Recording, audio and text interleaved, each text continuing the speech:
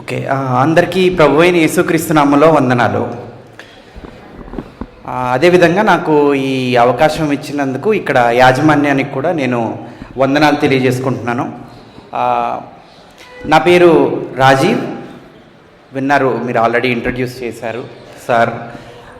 నా పేరు రాజీవ్, తను నా వైఫ్ నిరోష, అండ్ నాకు చిన్న కూతురు ఉంది, రైట్, 1.5 years తనకు, అంతే.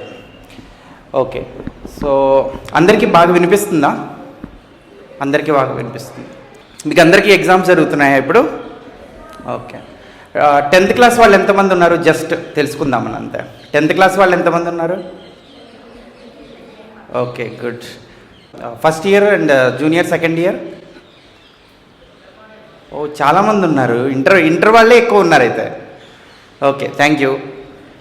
ఓకే, సో మిగతా వాళ్ళు 7th 8th 9th 10th మొత్తం అన్ని క్లాసులు ఉన్నారు, కరెక్ట్? ఓకే, నేను ఇక్కడ అత్యంత ముఖ్యమైన విషయాన్ని మీ అందరితో పంచుకోవాలని వచ్చాను. అత్యంత ముఖ్యమైన విషయం, రైట్? మన జీవితంలో అన్నిటికంటే ముఖ్యమైన విషయం ఇదే అన్నమాట. ఆ విషయం గురించి క్లారిటీ ఇవ్వాలి. ఆ విషయం గురించి మీకు అందరికీ క్లారిటీ ఉందా లేదా, ఒకవేళ లేకపోతే క్లారిటీ ఇవ్వాలనే ఉద్దేశంతో ఈరోజు ఇక్కడికి రావడం జరిగింది. గెస్ ఏమైనా చేస్తారు ఎవరైనా? ఏది ఇంపార్టెంట్, అన్నిటికంటే ముఖ్యమైన విషయం ఏదై ఉంటుంది మన జీవితానికి? దేవుని ప్రేమ. ఓకే, దేవుని ప్రేమ, వెరీ గుడ్, ఇంపార్టెంట్. మీకు పర్సనల్గా ఇంపార్టెంట్ అనమాట. మీకు పర్సనల్గా ఇంపార్టెంట్ విషయం నేను అడగాలనుకుంటున్నాను. సరే, నేను క్వశ్చన్ అడుగుతున్నాను. నేను ఒక ప్రశ్న వేస్తాను, మీకు అందరికీ అర్థమవుతుంది, రైట్? ఆ ఇంపార్టెంట్ విషయం ఏంటో నేను ఒక క్వశ్చన్ వేస్తే మీకు అర్థమవుతుంది. రెడీనా? ప్రశ్న వేయినా మీరందరూ మీకు మీరు వేసుకోవాలి అది. ఓకే, మన భారతదేశంలో మామూలుగా ఇండియాలో ఈ క్వశ్చన్ వేస్తే ఒక్కోసారి కొంతమంది తప్పుగా భావిస్తుంటారు, సెంటిమెంట్ అలాగా, మూఢనమ్మకాలు అవన్నీ. జస్ట్ మీకు అర్థం కావడానికి ఒక క్వశ్చన్ వేస్తున్నా, మీరేం వరీ కాకండి. ఓకే, ఈరోజు ఒకవేళ మీరు చనిపోతే దేవుడి దగ్గర ఉంటారా, పరలోకంలో ఉంటారా?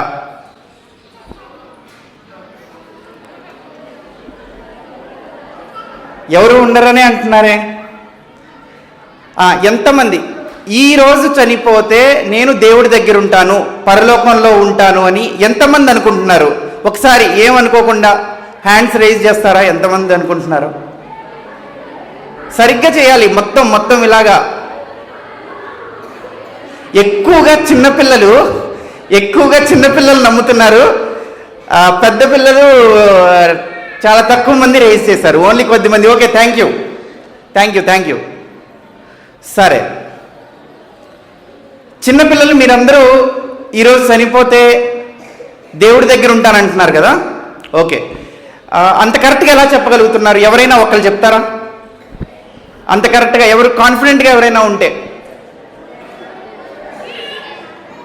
చిన్నపిల్లలు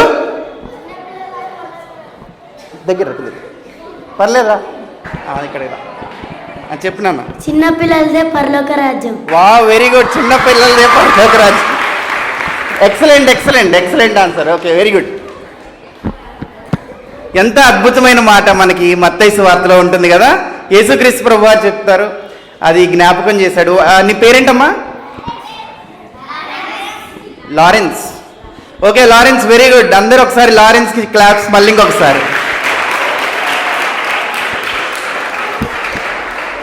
ఓకే, ఇక్కడ ఎవరైనా, ఇక్కడ ఇటువైపు ఉన్నారు కదమ్మా, మహేష్ అండ్ మీరెవరైనా ఈరోజు ఒకవేళ మీలో ఎవరైనా అడుగుతున్నాను, జస్ట్ చనిపోతే దేవుడి దగ్గర ఉంటాము, పరలోకంలో ఉంటారని ఎంతమంది నమ్ముతున్నారు?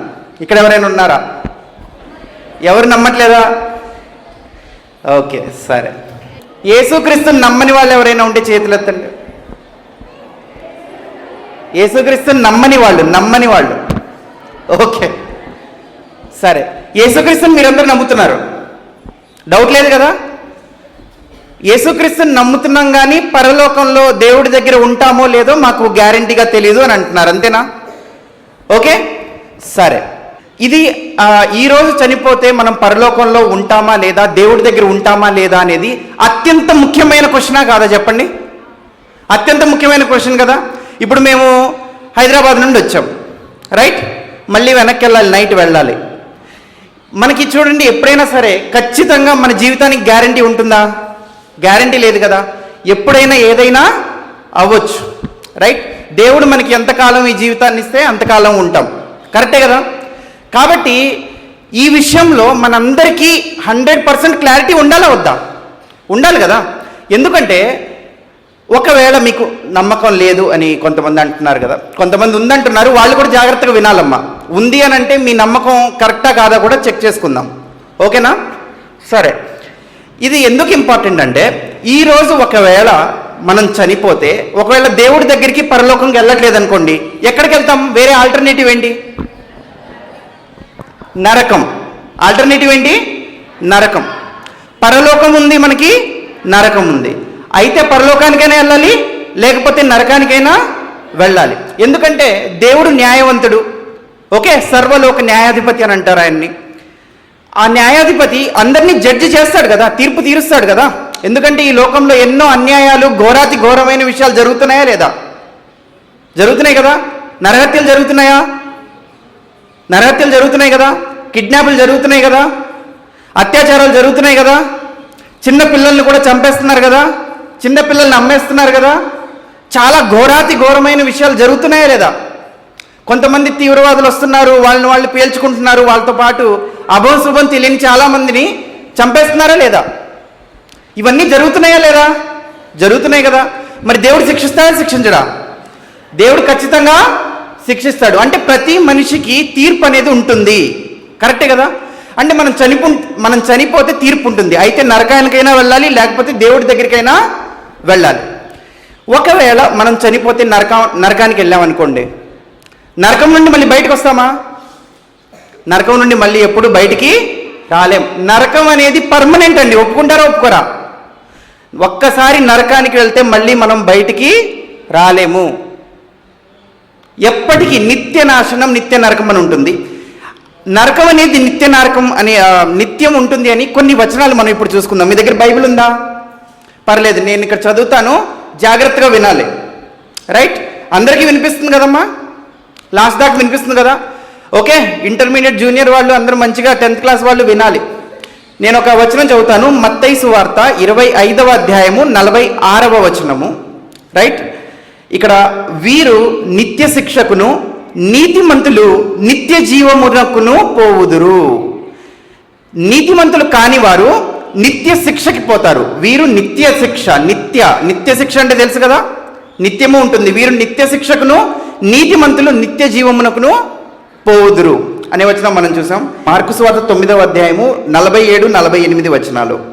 నీ కన్ను నిన్ను అభ్యంతరపరిచిన ఎడల దాన్ని తీసి పారవేయము. 2 కన్నులు కలిగి నరకములో పడవేయబడుట కంటే వంటి కన్ను గలవాడవై దేవుని రాజ్యములో ప్రవేశించుట మేలు. 48వ వచనం, నరకమున వారి పురుగు చావదు, అగ్ని ఆరదు. నరకమున వారి పురుగు చావదు, రైట్? వాళ్ళ ఆత్మ కానీ వాళ్ళు ఎప్పటికీ నరకంలో చావరు, అగ్ని కూడా ఆరదు. అంటే మనకి నిత్యం అనేది ఆ శిక్ష నిత్యం ఉంటుందా లేదా? నిత్య శిక్ష అని చదువుకున్నామా లేదా? రైట్? ఒక్కసారి నరకానికి వెళ్తే చాలా ఘోరమైన పరిస్థితి. ఒప్పుకుంటారా ఒప్పుకోరా? బైబిల్ ప్రకారం, రైట్? చాలా ఘోరమైన పరిస్థితి. మరి ఈ విషయంలో మనకి క్లారిటీ ఉండాలి కదా. క్లారిటీ ఉండాలా వద్దా? రైట్. ఇంకొక వచనం మనం చూద్దామండి. మత్తయి సువార్త 25వ అధ్యాయము 41వ వచనం చదువుదాం. అప్పుడు ఆయన ఎడమ వైపున ఉండు వారిని చూచి, శపింపబడిన వారలారా, నన్ను విడిచి సాతానుకును వాని దూతలకును సిద్ధపరచబడిన నిత్యాగ్నిలోనికి పోవుడి. నిత్య అగ్ని. నిత్యాగ్ని అనేది యాక్చువల్గా దేవుడు ఎవరికి సిద్ధపరిచాడు? సాతానుకి, సాతాను అనుచరులకి. కానీ మనుషుల్లో కూడా ఎవరైతే శపింపబడ్డారో, మనుషుల్లో కూడా నీతిమంతులు కాని వారు ఎవరైతే ఉన్నారో వాళ్ళందరినీ కూడా దేవుడు సాతానుకి, సాతాను దూతలకు సిద్ధపరచబడిన నిత్యాగ్నిలోనికి పోవుడి అని అంటున్నాడు, రైట్? ఓకే, సో మనకి నరకం అనేది ఉంది, నిత్యాగ్ని అనేది ఉంది అని మనకు అర్థమవుతుంది. అదేవిధంగా పరలోకం ఉందని కూడా మనకి అర్థమవుతుంది. అయితే బైబిల్ చాలా స్పష్టంగా ఈరోజు చనిపోతే మనం పరలోకంలో ఉంటామా లేదా అనేది చెప్తుందండి. వినాలి, మన అందరి వినాలి జాగ్రత్తగా. మహేష్ వినాలి. కంప్లీట్గా వినాలి. నువ్వు ఆన్సర్ చెప్పలేదు, నువ్వు ఇంత కన్ఫర్మ్గా వెళ్తున్నావు అని చెప్పలేగా. రైట్, అయితే వినాలిగా మరి. డౌట్ లేదు కదా. చనిపోతే నరకానికి వెళ్ళారనుకోండి, మళ్ళీ బయటికి రాము. బైబిల్ నమ్ముతున్నారా? యేసుక్రీస్తుని నమ్ముతున్నారా? బైబిల్ నమ్మే వాళ్ళైతే జాగ్రత్తగా వినండి. అర్థమవుతుందా? ఖచ్చితంగా బైబిల్ అనేది 100% రైట్, అందులో డౌట్ ఏం లేదు. బైబిల్లో మీరు చాలా స్పష్టంగా చూశారు, నరకం అనేది నిత్యం ఉంటుంది. శపింపబడిన వారందరూ నరకానికి వెళ్తారు, నీతిమంతులు కాని వాళ్ళందరూ నరకానికి వెళ్తారు. నీతిమంతులు ఎక్కడికి వెళ్తారు? నిత్య జీవానికి వెళ్తారు, పరలోకానికి వెళ్తారు, దేవుడి దగ్గరికి వెళ్తారు అని చాలా స్పష్టంగా ఉంది కదండి. రైట్, ఎప్పుడు చనిపోతాం మనకు తెలియనప్పుడు ఈ విషయం మీద క్లారిటీ ఉండాలా వద్దా? ఉండాలి కదా. యేసుక్రీస్తు ప్రభువారు సిలువ వేయబడిన తర్వాత, సిలువ మీద చనిపోయి సమాధి చేయబడి తిరిగి లేచిన తర్వాత శిష్యులతో మాట్లాడుతూ, మీకు గుర్తుందో లేదో, మార్కు సువార్త 16వ అధ్యాయం 16వ వచనంలో ఉంటుంది. ఏమనుంటుంది? వాళ్ళ శిష్యులకు చెప్తాడు, మీరు సర్వలోకానికి వెళ్ళి సర్వ సృష్టికి సువార్తను ప్రకటించండి. నమ్మి బాప్తిజం పొందినవాడు రక్షింపబడును, నమ్మని వానికి శిక్ష విధింపబడును అని ఉందా లేదా? అంటే ఇది అత్యంత ముఖ్యమైన విషయం. కాబట్టి యేసుక్రీస్తు ప్రభు శిలువ మీద చనిపోయి సమాధి చేయబడి తిరిగి లేచిన తర్వాత వెళ్తూ వెళ్తూ లాస్ట్లో చెప్పిన మాట ఏమండి? వెళ్తూ వెళ్తూ లాస్ట్లో చెప్పిన మాట అన్నిటికంటే ఇంపార్టెంటా కాదా? ఇంపార్టెంట్ కదా. మీకు ఎవరైనా ఇష్టమైన వాళ్ళు ఉన్నారు, వాళ్ళతో ఇప్పుడు కలిశారు మీరు, వాళ్ళు వెళ్ళిపోతున్నారు, వాళ్ళకి ఇంపార్టెంట్ విషయం ఏదైనా ఉంటే చెప్తారా చెప్పరా? చెప్తారు కదా. ఇప్పుడంటే ఫోన్లు అవి ఉన్నాయి, కానీ అప్పట్లో అవి కూడా లేవు కదా. రైట్, పైగా యేసుక్రీస్తు ప్రభువారు పరలోకానికి వెళ్ళిపోతున్నారు, ఆ తర్వాత మళ్ళీ రెండవ రాకడ దాకా రారు. సో వెళ్తూ వెళ్తూ అత్యంత ముఖ్యమైన విషయాన్ని ఆయన చెప్పారు. ఓకే, ఇప్పుడు బైబిల్ అనేది చాలా స్పష్టంగా ఒక మనిషి చనిపోయిన తర్వాత పరలోకంలో ఉంటాడా ఉండడా అని చాలా స్పష్టంగా చెప్తుందండి. రైట్, అంతేకాదు ఎలా వెళ్ళాలో కూడా. అంటే మీరు ఈరోజు పరలోకంలో ఉండాలి అని అంటే ఎట్లా ఉండాలి, దేవుడి దగ్గర ఉండాలి అని అంటే ఎలా ఉండాలో కూడా చాలా స్పష్టంగా చెప్తుంది. జాగ్రత్తగా వినండి. మీలో చాలామందికి ఈ విషయం పైన స్పష్టమైన అవగాహన లేదు. ఇది విన్న తర్వాత మీకు అవగాహన వస్తుంది, కాబట్టి చాలా ఇంపార్టెంట్, జాగ్రత్తగా వినండి. ఓకే, సరే.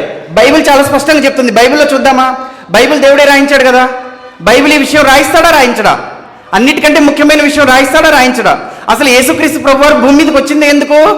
రక్షించడానికి. మరి ఆ రక్షణ విషయంలో మనకి క్లారిటీ ఉండాలా వద్దా? ఉండాలి కదా. రక్షించడం అంటే దేని నుంచి రక్షిస్తారమ్మా? యేసుక్రీస్తు ప్రభువారు రక్షించడానికి వచ్చారు కదా. దేని నుంచి రక్షించడానికి వచ్చారు? ఎవరైనా చెప్పండి. పాపాల నుండి రక్షించడానికి వచ్చారా? ఓకే, ఇంకా అంతేనా? పాపాల నుండి రక్షించడం అంటే ఏంటి? పాపాల నుండి రక్షించడం అంటే ఏంటి? మనం పాపం చేస్తే వేరే వాడికి కదా ప్రాబ్లం, మనకెట్లాగా రక్షణ అవుతుంది అది? జాగ్రత్తగా వినండి. ఇందాక మార్కు సువార్త 16వ అధ్యాయం చెప్పానా? మీరు సర్వలోకానికి వెళ్ళి సర్వ సృష్టికి సువార్తను ప్రకటించండి. నమ్మి బాప్తిజం పొందినవాడు రక్షింపబడును, నమ్మని వానికి శిక్ష విధింపబడును. నమ్మిన వాడేమవుతాడు? రక్షింపబడతాడు. నమ్మని వాడికి ఏమవుతుంది? శిక్ష. అంటే రక్షింపబడతాడంటే దేని నుంచి రక్షింపబడతారు చెప్పండి? నమ్మిన వాళ్ళు శిక్ష నుండి. Very good. శిక్ష అంటే ఏంటి? నరకమే కదా. అంటే యేసుక్రీస్తు ప్రభువారు మనల్ని అందరినీ రక్షించడానికి వచ్చారు. దేని నుంచి రక్షించడానికి వచ్చారు? శిక్ష నుండి, నరకం నుండి రక్షించడానికి వచ్చారు.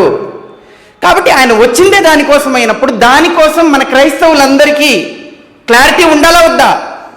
ఉండాలి కదా. రైట్, ఇప్పుడు ఆ క్లారిటీ అనేది మనం బైబిల్లో చూద్దాం. ఫస్ట్ మనం రోమీయులు రాసిన పత్రిక 3వ అధ్యాయము 10వ వచనము నేను చదువుతున్నాను, జాగ్రత్త వినండి. దేవుడి వాక్యానికి శక్తి ఉంటుంది, చాలా జాగ్రత్తగా వినాలి. రోమీయులు రాసిన పత్రిక 3వ అధ్యాయము 10వ వచనం. ఇది మనుషులందరి గురించి చెప్తున్న మాట. ఇందును గూర్చి వ్రాయబడినదేమనగా, నీతిమంతుడు లేడు, ఒక్కడునూ లేడు. బైబిల్ ఏం చెప్తుంది? నీతిమంతుడు లేడు, ఒక్కడునూ లేడు. ఇదే రోమీయులు రాసిన పత్రిక 3వ అధ్యాయము 23వ వచనం చదువుతున్నాను చూడండి. ఏ భేదమును లేదు, ఏ భేదము లేదంట. వింటున్న మీరైనా సరే, వింటున్న మీకైనా, చెప్తున్న నాకైనా, ఎవరికైనా సరే ఏ భేదమును లేదు. జాగ్రత్తగా వినండి. ఏ భేదమును లేదు, అందరూ పాపము చేసి దేవుడు అనుగ్రహించు మహిమను పొందలేకపోతున్నారు. అంటే ఈ భూమి మీద పుట్టిన ప్రతి ఒక్కడు పాపం చేశాడు, ఏ భేదము లేదు. ఒప్పుకుంటారా ఒప్పుకోరా? అందరూ పాపం చేశారు కదండి. పాపం చేయనివాడు ఎవరైనా ఉన్నాడా? ఎవడు లేడు. ఏ భేదం లేదు, అందరూ పాపం చేసి, జాగ్రత్తగా వినండి, దేవుడు అనుగ్రహించు మహిమను పొందలేకపోతున్నారు. దేవుడు మనందరికీ మహిమని అనుగ్రహించాలనుకుంటున్నాడు. దేవుడు మనందరికీ మహిమని అనుగ్రహించాలని అనుకుంటున్నాడు. మహిమను అనుగ్రహించడం అంటే ఏంటి? పరలోకంలో మనల్ని తీసుకొని నిత్య జీవం మనకిచ్చి ఆయనతో పాటు మనల్ని ఉంచుకోవాలి. ఆ మహిమలో, దేవుడు ఏ మహిమలో అయితే ఉన్నాడో ఆ మహిమలో మనల్ని కూడా తనతో పాటు ఉంచుకోవాలనేది ఆయన అనుకుంటున్నాడా లేదా? కానీ ప్రాబ్లం ఎక్కడొచ్చింది చెప్పండి? ఏ భేదమును లేదు, అందరినూ పాపం చేసి దేవుడు అనుగ్రహించు మహిమను పొందలేకపోతున్నారు. దేవుడు మనల్ని అందరికీ మహిమని, అందరికీ, దేవుడికి పార్షియాలిటీ లేదండి. దేవుడికి మీరెంతో నేను కూడా అంతే, ప్రధానమంత్రి అయినా అంతే, ప్రెసిడెంట్ ఆఫ్ అమెరికా అయినా అంతే, ఎవరైనా ఒకటే. ఆయనకి ఏ భేదము లేదు. అందరినూ పాపం చేసి దేవుడు అనుగ్రహించు మహిమను పొందలేకపోతున్నారు. దేవుడు మహిమని ఇవ్వాలనుకుంటున్నాడు. మనల్ని తన పిల్లలుగా చేసుకొని మనకు నిత్య జీవాన్ని ఇచ్చి పరలోకంలో మనల్ని పెట్టుకోవాలి అని అనుకుంటున్నాడు తనతో పాటు. కానీ ప్రాబ్లం ఎక్కడొచ్చింది చెప్పండి? ప్రాబ్లం ఎక్కడొచ్చింది? ఆయనేమో చెప్పండి పరిశుద్ధుడు, పాపం లేనివాడు, ఏ పాపము చేయనివాడు. మరి మన సంగతి ఏంటి? పాపము చేశాము, అది ప్రాబ్లము. అందరినూ పాపము చేసి దేవుడు అనుగ్రహించు మహిమను పొందలేకపోతున్నారు, ఇది ప్రాబ్లం. రైట్, అందరూ పాపం చేస్తున్నారని ఒప్పుకుంటున్నారు కదా. ఇప్పుడైనా సరేనండి, నేను యేసుక్రీస్తుని నమ్మాను, ఓకే, కానీ యేసుక్రీస్తుని నమ్మిన తర్వాత నేను ఏ పాపము చేయలేదు అని ఎవరైనా ఉంటారా? ఎవ్వరు ఉండరండి. యేసుక్రీస్తుని నమ్మినా నమ్మకపోయినా మనం ఈ శరీరంలో ఉంటున్నాం కదా, మనకు స్వార్థం ఉంటుంది కదా. ఒక్కోసారి మనం దేవుణ్ణి బాగా ఇష్టపడి దేవుడి ఆజ్ఞల్ని మంచిగా దేవుణ్ణి ప్రేమించి ఫాలో అవుతాం. కానీ ఏదో ఒక క్షణంలో దేవుడి ఆజ్ఞని ఫాలో అవ్వకుండా ఉంటాం కదా. కాబట్టి పాపం చేయని వాడు ఎవరు ఉండరండి. ఇంకొక వచనం చూద్దాం దానికి సంబంధించి. ప్రసంగి గ్రంథము 7వ అధ్యాయము 20వ వచనం. పాపము చేయక, జాగ్రత్త వినండి, పాపము చేయక మేలు చేయుచుండు నీతిమంతుడు భూమి మీద ఒకడైనను లేడు. పాపము చేయక మేలు చేయుచుండు నీతిమంతుడు అంటే ఇది ప్రెజెంట్ కంటిన్యూస్ టెన్స్. మీరందరూ చదువుకుంటున్నారు కాబట్టి చెప్తున్నాను, అంతే కదా. ప్రెజెంట్ టెన్సే కదా. Present tense, past tense, future tense తెలుసు కదా. ప్రెజెంట్ టెన్స్లో మాట్లాడుతున్నాడు దేవుడు. ఏమంటున్నాడు? పాపము చేయక మేలు చేయుచుండు నీతిమంతుడు భూమి మీద ఒక్కడైనను లేడు. కాబట్టి అందరూ పాపం చేశారని మనకు అర్థమవుతుంది. మరి పాపానికి జీతం ఏంటి? వెరీ గుడ్, పాపానికి జీతము మరణము. పాపానికి జీతము పరలోకం కాదు కదండి. పాపానికి జీతం ఏంటి? మరణము. రోమీయులు రాసిన పత్రిక 6వ అధ్యాయం 23వ వచనంలో ఉంది. ఏలయనగా పాపం వలన వచ్చు జీతము మరణము. చూడాలమ్మా మీరు, ఇటు ఆ పిల్లల తర్వాత చూద్దరు పాపని. ఓకే, పాపము వలన వచ్చు జీతము మరణం. మరణం అంటే ఏంటండి? చావు. అంటే మరణం అంటే ఏమనుకుంటున్నారు మీరు ఎగ్జాక్ట్గా? చావు కరెక్ట్. అంటే ఇప్పుడు మనం మామూలుగా చచ్చిపోతాం, దాని గురించేనా ఇక్కడ చెప్పబడుతుంది? మరేంటి? బైబిల్లో మరణము అని అంటే చావు కరెక్టేలేండి, అది కరెక్టే. కానీ ఇంకొక మరణం కూడా ఉంది, దాని పేరు రెండవ మరణము. ఏంటది? రెండవ మరణం. దాని గురించి ఒకసారి చూద్దాము. మరణము అంటే బైబిల్లో మామూలు చావుతో పాటు నరకానికి వెళ్ళిపోవడాన్ని మరణం అంటారండి. చనిపోయిన తర్వాత మనం దేవుడి దగ్గరికి వెళ్ళామనుకో, అది మరణం కాదు, అదేంటి? నిత్య జీవము. అదేంటి? నిత్య జీవము. పాపం వలన వచ్చు జీతం మరణం. మరణం అంటే మనం మామూలుగా చనిపోవడమే కాదు, చనిపోయిన తర్వాత ఏమవుతుంది? నరకానికి వెళ్తాం. దానికి సంబంధించిన వచనం ఒకటి నేను చూపిస్తాను, వినండి. ప్రకటన గ్రంథము 21వ అధ్యాయము 8వ వచనము. పిరికి వారును అవిశ్వాసులను, అవిశ్వాసులు అంటే నిజమైన దేవుణ్ణి నమ్మని వాళ్ళు. నిజమైన దేవుణ్ణి నమ్మకపోవడం పాపమే కదండి.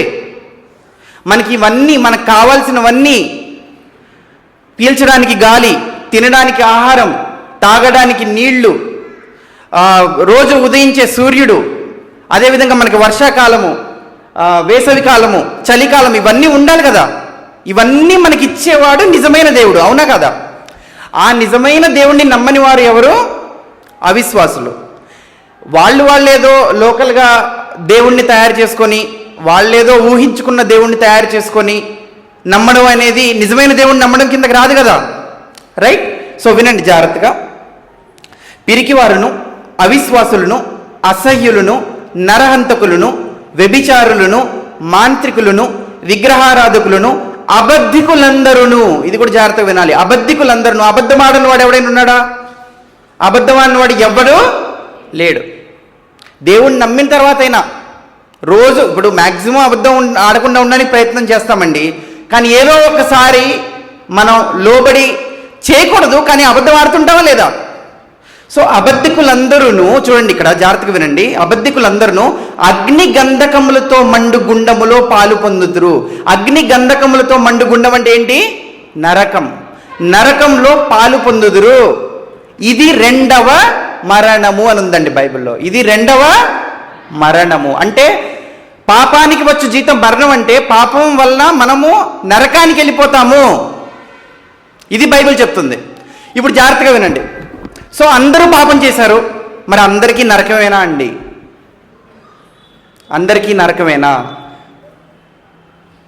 అందరికీ నరకం కాదు. ఇక్కడ గుడ్ న్యూస్ ఉంది. ఏముంది? Good news. జాగ్రత్త వినాలి ఇప్పుడు గుడ్ న్యూస్. అందుకే దీన్ని ఏమన్నారు తెలుగులో? సువార్త. సువార్త అంటే గుడ్ న్యూస్. సువార్త, సు అంటే మంచి కదా, ఇక్కడ వార్త అంటే న్యూస్. మీరు సర్వలోకానికి వెళ్ళి సర్వ సృష్టికి సువార్తను ప్రకటించండి. గుడ్ న్యూస్ ఒకటి ఉంది అని యేసుక్రీస్తు ప్రభు చెప్తున్నారు. ఎప్పుడు చెప్తున్నారు? ఆయన శిలువ మీద చనిపోయి సమాధి చేయబడి తిరిగి లేచిన తర్వాత గుడ్ న్యూస్ ఉంది కదా, నేను మీకు గుడ్ న్యూస్ నేర్పించాను కదా, ఆ గుడ్ న్యూస్ వెళ్ళి చెప్పండి. ఎవరైతే ఆ గుడ్ న్యూస్ని నమ్ముతారో వాడు రక్షింపబడును, నమ్మని వానికి ఏమవుతుంది? శిక్ష విధింపబడును. సరే, గుడ్ న్యూస్ ఏంటి చెప్పండి. రోమీయులు రాసిన పత్రిక 5వ అధ్యాయము 8వ వచనము, అయితే దేవుడు మన ఎడల తన ప్రేమను వెల్లడిపరచుచున్నాడు. మన ఎడల అంటే ఎవరు? మనందరి ఎడల దేవుడు తన ప్రేమను వెల్లడిపరచుచున్నాడు, తన ప్రేమను చూపిస్తున్నాడు. వెల్లడిపరచడం అంటే ఏంటి? చూపించడం, రైట్? చెప్పడం. తన ప్రేమను వెల్లడిపరచున్నాడు. ఎట్లనగా మనం ఇంకనూ పాపులమై ఉండగానే క్రీస్తు మన కొరకు చనిపోయిన. జాగ్రత్తగా వినండి. దేవుడు మన ఎడల తన ప్రేమను చూపిస్తున్నాడు. అంటే ఎలా చూపిస్తున్నాడు చెప్పండి? ఎలా చూపిస్తున్నాడు? మనం ఇంకనూ పాపులమై ఉండగానే క్రీస్తు మన కొరకు చనిపోయాను. క్రీస్తు మన కొరకు చనిపోతే అది దేవుని ప్రేమ ఎలా అవుతుంది చెప్పండి? మనం పాపులమై ఉండగానే క్రీస్తు మన కొరకు చనిపోతే అది ప్రేమట. అది ప్రేమ ఎట్లా అయింది? ఎట్లా ప్రేమ అయింది? ఎవరైనా చెప్తారా? మనం పాపులమై ఉండగానే దేవుడు మనల్ని ప్రేమిస్తున్నాడండి.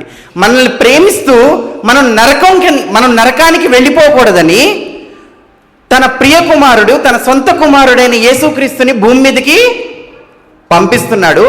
పంపించి ఆయన మనకు బదులు చనిపోయాడు. అదే ఉంది చూడండి ఇక్కడ. ఎట్లనగా మనం ఇంకనూ పాపులమై ఉండగానే క్రీస్తు మన కొరకు చనిపోయిన. మన కొరకు క్రీస్తు చనిపోవడం ఏంటి? మన కొరకు క్రీస్తు చనిపోవడం ఏంటి చెప్పండి? మన పాపాలన్నీ కూడా ఆయన తన శరీరంలో మోసుకొని, తన శరీరంలో మన పాపాలకి శిక్షని అనుభవించాడు. మన పాపాలన్నిటినీ ఆయన శిక్ష అనుభవించడం వలన పరిహారం చేశాడు. అర్థమవుతుందండి? మరి శిక్షకి పరిహారం అయిపోయింది అనుకోండి, మనకు బదులు ఆయన శిక్ష అనుభవించేశాడు కదా, మళ్ళీ మనకి శిక్ష పడుతుందా? పడదు. అందుకే అది గుడ్ న్యూస్. మళ్ళీ ఒకసారి మనం చూద్దాం, నేను క్లారిటీగా చెప్తాను. 1 పేతురు 2వ అధ్యాయము 24వ వచనం ఒకసారి మళ్ళీ చదువుదాము. మనము పాపముల విషయం చనిపోయి నీతి విషయమై జీవించినట్లు. ఇప్పుడు జాగ్రత్త వినండి. ఆయన అంటే ఎవరు? ఆయన అంటే ఎవరు? యేసుక్రీస్తు. ఆయన తానే తన శరీరమందు మన పాపములను మ్రాను మీద మోసుకొనెను. ఆయన తానే తన శరీరమందు మన పాపములను మ్రాను మీద మోసుకొనెను. మ్రాన్ అంటే సిలువ. తన శరీరంలో మన పాపాలన్నింటినీ కూడా ఆయన మోసుకున్నాడు. ఆయన పొందిన గాయముల చేత మీరు స్వస్థత నొందిరి. ఆయన పొందిన గాయముల చేత మీరు స్వస్థత నొందిరి. అర్థమవుతుందమ్మా? ఇటు వినాలి, ఇటు వినమ్మా. మనం పాపముల విషయమై చనిపోయి నీతి విషయమై జీవించినట్లు ఆయన తానే తన శరీరమందు మన పాపములను మ్రాను మీద మోసుకొనెను. ఆయన పొందిన గాయముల చేత మీరు స్వస్థత నొందిత్రి. అంటే ఏంటంటే యేసుక్రీస్తు ప్రభు మీరు నేను చేసిన పాపాలన్నిటినీ కూడా ఆయన మోసుకొని మన పాపాలన్నిటికీ శిక్ష ఆయన శరీరమందు అనుభవించాడు, శ్రమ పొందాడు. శిక్షగా ఆయన రక్తాన్ని కార్చాడు. అంటే మన పాపాలన్నీ కూడా ఆయన శిక్ష అనుభవించడం వలన పరిహారం అయిపోయాయి. అలా ఆయన శిలువ మీద చనిపోయాడు. ఓకే, క్రీస్తు మన కొరకు చనిపోయానని విన్నాం కదా. మనం ఇంకా పాపులమై ఉండగానే క్రీస్తు మన కొరకు చనిపోయాను. మన కొరకు చనిపోయాను అని ఎట్లా వస్తుంది చెప్పండి? మన పాపాలు ఆయన మోసుకొని మన పాపాలకు శిక్ష ఆయన అనుభవించాడు కాబట్టి మన కొరకు చనిపోయాను. ఆయన చనిపోయి సమాధి చేయబడి తిరిగి 3వ రోజు లేచేశాడు. అందరికీ తెలుసు కదా ఇది. ఆయన తిరిగి 3వ రోజు ఎందుకు లేచాడంటే ఆయన్ని మరణం అనేది బంధించి ఉంచడం అసాధ్యం అండి. ఎందుకు? ఆయనే పాపం చేయలే కదా. పాపం చేసిన వాళ్ళకి నిత్య నరకం. ఆయన పాపం చేయలేదు, మన పాపాల్ని మోసుకొని చనిపోయాడు. చనిపోయిన తర్వాత ఆయన ఏ పాపం చేయలేదు కాబట్టి ఆయన నిత్య నరకంలో ఉండడు ఆయన. కాబట్టి ఆయన తిరిగి లేచాడు. అర్థమవుతుందండి? సరే, ఒకసారి మనం చూద్దాం. హెబ్రీయులు రాసిన పత్రిక 4వ అధ్యాయము 15వ వచనం. ఇక్కడ యేసుక్రీస్తు ప్రభువారు ఒక్కరే మన పాపాలని మోసుకోవడానికి అర్హుడండి. మీ పాపాలను మోసుకోవడానికి నాకు అర్హత లేదు. మీ పాపాలను మోసుకొని మీకు బదులుగా నేను శిక్ష అనుభవిస్తానంటే కుదురుతుందా? ఎందుకు కుదరదు? ఎందుకు కుదరదు చెప్పండి? మీ మీద నాకు ప్రేమ ఉందండి, మీ కొంతమంది పాపాలు తీసుకొని నేను మోసుకొని నేను చనిపోతా అంటున్నా, కుదురుతుందా? దేవుడు ఒప్పుకుంటాడా? ఎందుకు ఒప్పుకోడు చెప్పండి ఎవరైనా? ఎందుకు ఒప్పుకోడు చెప్పండి ఎవరైనా? ఎవరు చెప్తారు?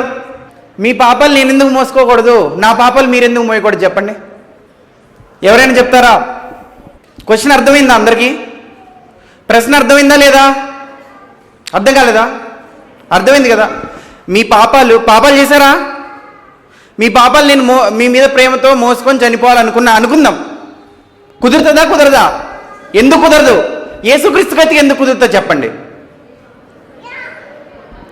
ఎవరైనా వచ్చి చెప్పండి ప్లీజ్. కొన్ని గట్టిగా చెప్పండి, అక్కడ నిలబడి కూర్చొనైనా చెప్పండి.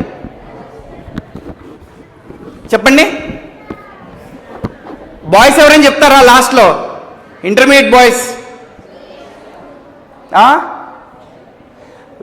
అక్కడ తెలీదా? కొన్ని తెలీదని చెప్పండి. తెలుసా? చెప్పమ్మా, చెప్దా. అబ్బాయి చెప్తానండి, చూద్దాం. పర్లేదు, ట్రై చేస్తున్నాడు. చెప్పు. మనల్ని తయారు చేసి ఆయననే ఊపిరి పోసి మనల్ని మన పాపం చేస్తానే అది శిక్ష తెచ్చుకున్నాడు. ఓకే, బాగానే చెప్పావు. మనల్ని ఎవరైతే తయారు చేశారో ఆయనే మన పాపాలు మోసుకోవాలన్నాడు. ఇది కూడా గుడ్ ఆన్సరే. చిన్నపిల్లోడైనా కొంతవరకు బాగానే చెప్పాడు. Very good. నీ పేరేంటి అన్న? పీటర్. ఎక్సలెంట్. ఓకే, పర్వాలేదు. ఇంకెవరైనా చెప్తారా? చెప్పరాదండి ఎవరైనా? రండి. తప్పు చెప్తే ఏం కాదు, ప్రయత్నం చేయండి. చెప్తుంది అమ్మాయి. ఎవరు చెప్పలేదు? చెప్పమ్మా. Excellent, super. ఆయన ఒక్కడే పరిశుద్ధుడు భూమి మీద. క్లాప్స్ కొట్టండమ్మా. ఏంటి పేరేంటమ్మా? సింధుకు ఒకసారి గట్టిగా క్లాప్స్ కొట్టాలి. ఏ క్లాస్ చదువుతున్నావు అమ్మా? 9th class. Very good, excellent. 8th class. ఆయన ఒక్కడే పరిశుద్ధుడు. మనమందరం పాపం చేసిన వాళ్ళము. మన పాపాలకు శిక్ష మనమే అనుభవించాలి, పక్కన వాళ్ళది అనుభవించడానికి లేదు. మనం చేసిన పాపాలు చిన్నయా పెద్దయా? చాలా చేసాం. అవి మనమే అనుభవించుకోవడానికే అక్కడ ఇది లేదు. వేరే వాళ్ళది అనుభవించడానికి ఏమీ కుదరదు. యేసుక్రీస్తు మాత్రమే మన పాపాలని మోసుకొని మనకు బదులు శిక్ష ఆయన అనుభవించడానికి అర్హుడు. దానికి సంబంధించిన వచనం నేను చూపిస్తున్నాను, జాగ్రత్తగా వినండి. హెబ్రీయులు రాసిన పత్రిక 4వ అధ్యాయము 15వ వచనము.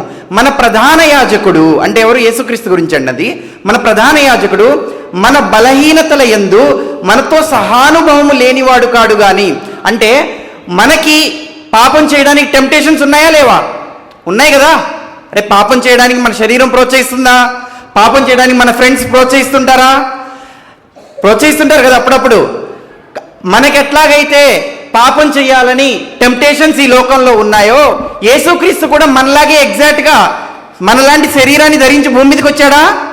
కాబట్టి ఆయనకు కూడా మనలాగే అన్ని టెంప్టేషన్స్ ఉన్నప్పటికీ కూడా, జాగ్రత్తగా వినండి, చదువుతున్నాను, మన ప్రధాన యాజకుడు అంటే యేసుక్రీస్తు మన బలహీనతల యందు మనతో సహానుభవం లేనివాడు కాడు గాని సమస్త విషయముల్లోనూ మన వలనే శోధింపబడినను, అన్ని విషయాల్లో మనలాగే శోధింపబడినను ఆయన పాపము లేనివాడుగా ఉండెను. కాబట్టి ఆయనే మన ప్రధాన యాజకుడు. ఆయన మాత్రమే మన పాపాలని మోసుకొని వాటికి శిక్ష ఆయన శరీరంలో అనుభవించి వాటిని పరిహారం చేయడానికి అర్హుడు. ఆయన రక్తాన్ని కార్చి చనిపోయాడు. ఎందుకు రక్తాన్ని కార్చి చనిపోయాడు? మనం పాపం చేయడం వలన ఆ శిక్ష ఆయన మీదకి రావడం వలన ఆయన రక్తాన్ని కార్చి చనిపోయాడు. ఆయన పొందిన గాయముల చేత మనము స్వస్థతను అందుతాము. స్వస్థత అందడం అంటే ఓన్లీ రోగం నుంచి కాదండి, పాపం నుంచి కూడా మనకి స్వస్థత కలుగుతుంది. ఇప్పుడు యోహాను సువార్త 14వ అధ్యాయం 6వ వచనం అండి. యేసుక్రీస్తు ప్రభు చెప్తున్న ఈ స్టేట్మెంట్ అండి, అత్యంత ఇంపార్టెంట్ స్టేట్మెంట్ ఇది. అక్కడ ఉంది, మీకు అక్కడ రాసుకొని ఉంది. యేసు నేనే మార్గమును సత్యమును జీవమును, నా ద్వారానే తప్ప ఎవడూ తండ్రి యొద్దకు రాడు. తండ్రి యొద్దకు రాడు అంటే మనం చనిపోయిన తర్వాత తండ్రి దగ్గరికి వెళ్ళాలి అని అంటే, మనం చనిపోయిన తర్వాత పరలోకానికి వెళ్ళాలి అంటే యేసుక్రీస్తు ప్రభు చెప్తుంది ఏంటి?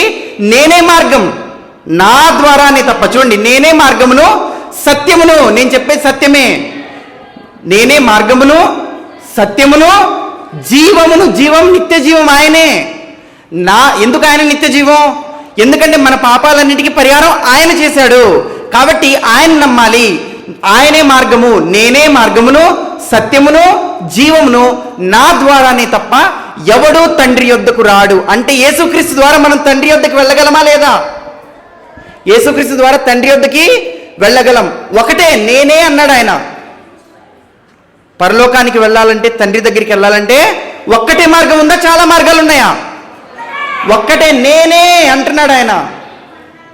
ఇంగ్లీష్లో I am the way, the life and the truth అని ఉంటుంది. ద అంటే నేను మాత్రమే అని అర్థమవుతుందా? తెలుగులో ఏముంది? నేనే మార్గము సత్యము జీవమును, నా ద్వారానే తప్ప ఎవడు తండ్రి యొద్దకు రాడు. అంటే ఏంటంటేనండి, చాలా సింపుల్, వినండి. ఎవరైతే యేసుక్రీస్తుని నమ్ముతున్నారో, లాస్ట్ అండి, జాగ్రత్తగా వినండి, ఇంకొక 5 నిమిషాలు పడుతుంది అంతే. ఎవరైతే యేసుక్రీస్తుని నమ్ముతున్నారో, ఎవరైతే తాము పాపులమని ఒప్పుకుంటూ, మనం అందరం పాపులమే కదా, మనం ఎప్పుడు పర్ఫెక్ట్ కాదు కదా, మనం పర్ఫెక్ట్ కాదు అని ఒప్పుకుంటూ, నేనేదో మంచివాడిని కాబట్టి పరలోకానికి వెళ్ళలేను, నా మంచితనం లేదు, అర్థమవుతుందండి, దేవుడి ఆజ్ఞలన్నీ పాటించేవాడు ఒక్కడు కూడా లేడు అని చదువుకున్నామా లేదా? చదువుకున్నాం కదా, ఇందాక ప్రెజెంట్ కంటిన్యూస్ టెన్స్లో చదువుకున్నాం కదా. పాపము చేయక మేలు చేయుచుండు నీతిమంతుడు భూమి మీద ఒక్కడైనను లేడు అని తెలిసిన దేవుడు మనల్ని ప్రేమించి, మనల్ని యేసుక్రీస్తు ద్వారా క్షమించి పరలోకానికి తీసుకెళ్దాం అనుకుంటున్నాడు. అర్థమైందా లేదా? అంటే మనం ఎప్పుడైతే తండ్రి అయిన దేవుడి దగ్గరికి వచ్చి నన్ను క్షమించండి, వినండి అమ్మా, వినండి, జస్ట్ 5 నిమిషాలు పడుతుంది, జాగ్రత్తగా వినాలి. జాగ్రత్త వినండి. మనం తండ్రి అయిన దేవుడి దగ్గరికి వచ్చి, తండ్రి నేను పర్ఫెక్ట్ కాదు, నా అంతటికి నేను పరలోకానికి వెళ్ళలేను, అర్థమవుతుందా? నా అంతటికి నేను పరలోకానికి వెళ్ళలేను, నేను మీ వద్దకు రాలేను, నేను ఇప్పటికీ పర్ఫెక్ట్ కాదు. నిజానికి మనం ఏ పాపం చేయకూడదండి. పాపం చేస్తే దేవుడు భూమి మీద ఉన్నప్పుడు శిక్షిస్తాడు, కంపల్సరీ, ఇది రాసుకోండి. కానీ వింటున్నారా? పాపం చేస్తే దేవుడు భూమి మీద ఉన్నప్పుడు శిక్షిస్తాడు. కానీ మీరు దేవుణ్ణి క్షమాపణ అడిగి, యేసుక్రీస్తు ద్వారా నన్ను క్షమించండి అని దేవుణ్ణి అడిగితే, యేసుక్రీస్తు ద్వారా నన్ను క్షమించండి అని దేవుణ్ణి అడిగితే, దేవుడు మనల్నందరినీ ఖచ్చితంగా క్షమిస్తాడు. దేవుడు మన పాపాల నుండి క్షమించినప్పుడు మనం అందరం దేవుడి దృష్టికి అప్పుడు ఏంటి? పరిశుద్ధులము, కుమారులము. మరి దేవుడు తన కుమారుల్ని, పరిశుద్ధుల్ని పరలోకానికి తీసుకెళ్ళడానికి ఇప్పుడు ఏమైనా ప్రాబ్లం ఉందా? ప్రాబ్లం ఎక్కడొచ్చింది చెప్పండి? మనం అందరం పాపులం కాబట్టి ప్రాబ్లం వచ్చింది. కానీ ఆ పాపం అంతా కూడా యేసుక్రీస్తు ద్వారా పరిహారం అయిపోతుంది కదా, మనం ఒప్పుకుంటున్నాం కదా. మనం అందుకే చెప్పాడు దేవుడు, మారు మనస్సు పొందండి. యేసుక్రీస్తుని నమ్ముకున్నాం కాబట్టి మన పాపాలన్నిటికీ శిక్ష ఆయన అనుభవించేశాడు, మళ్ళీ మనం అనుభవించాల్సిన అవసరం లేదు. ఇప్పుడు మనం కృప ద్వారా రక్షింపబడతాం. బైబిల్లో ఉంటుందా లేదా? మీరు కృప ద్వారానే రక్షింపబడ్డారు. అబ్రహాం నీతిమంతుడా కాదా? అబ్రహాం ఎలా నీతిమంతుడు చెప్పండి?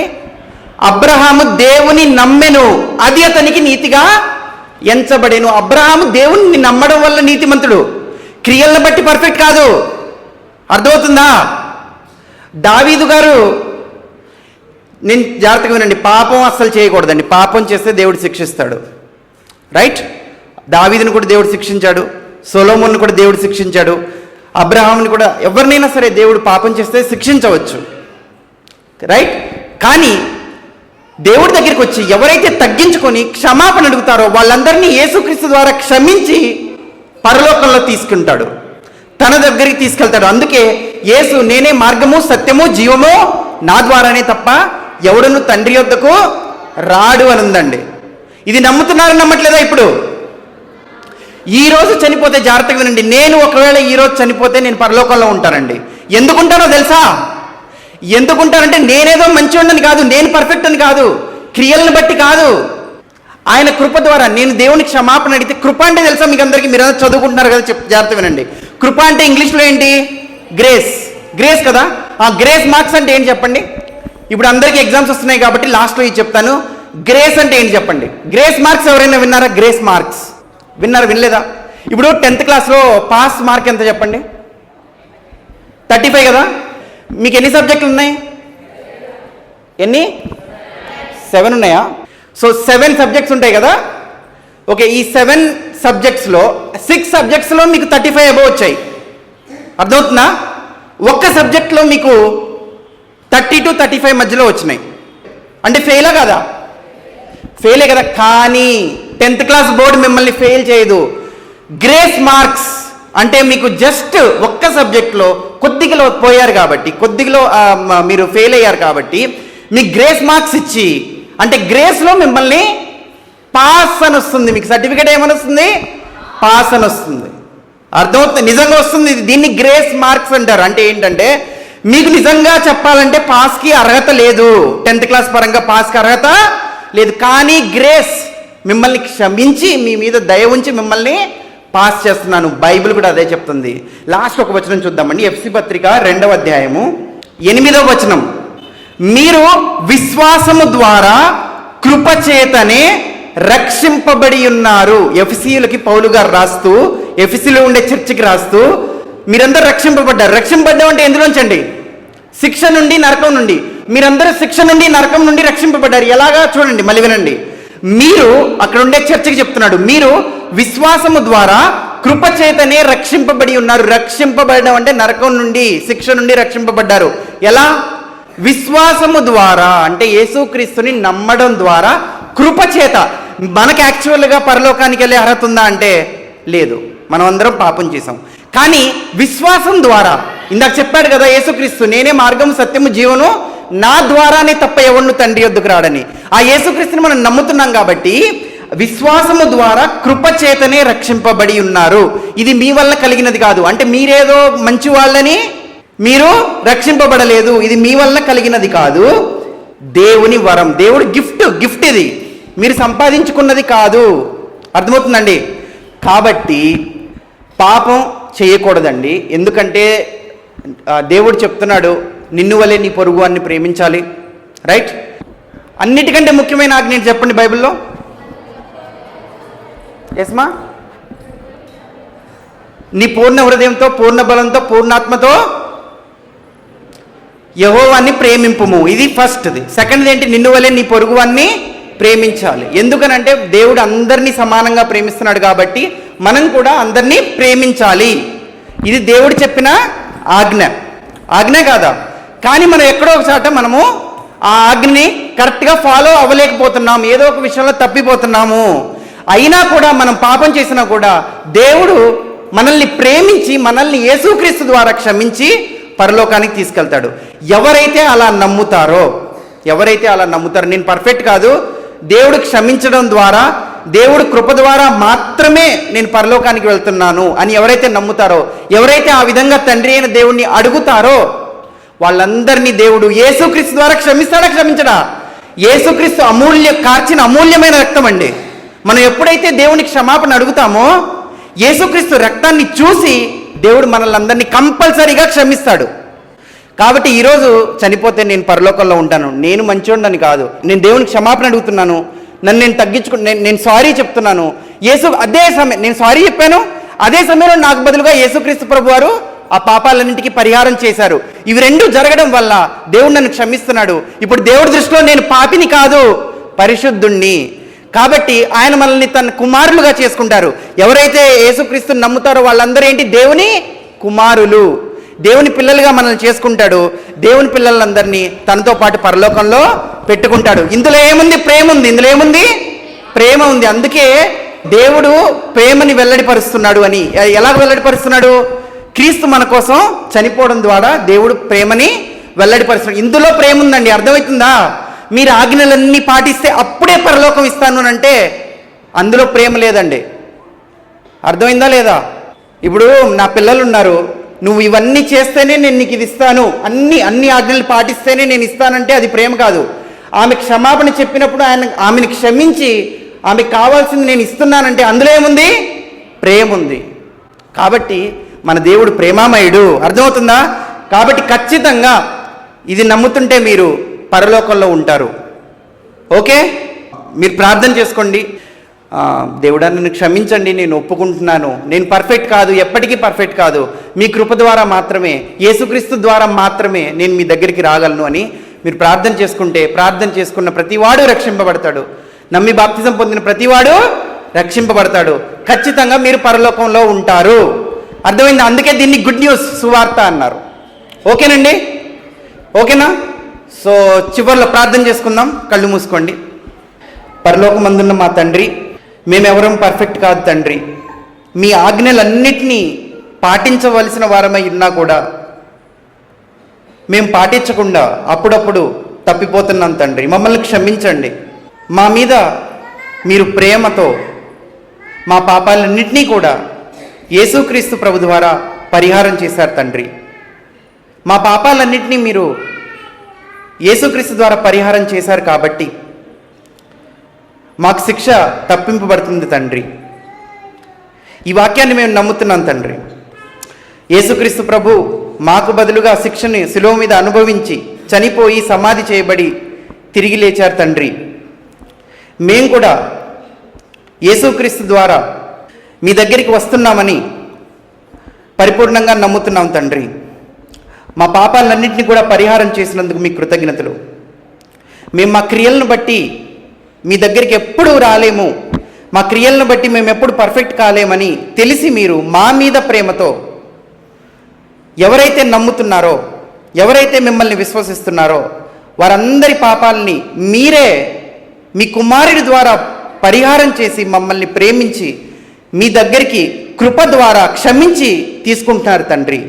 మమ్మల్ని అందరినీ మీ పిల్లలుగా చేసుకొని మాకు నిత్య జీవం ఇస్తున్నందుకు మీకు కృతజ్ఞతలు తండ్రి.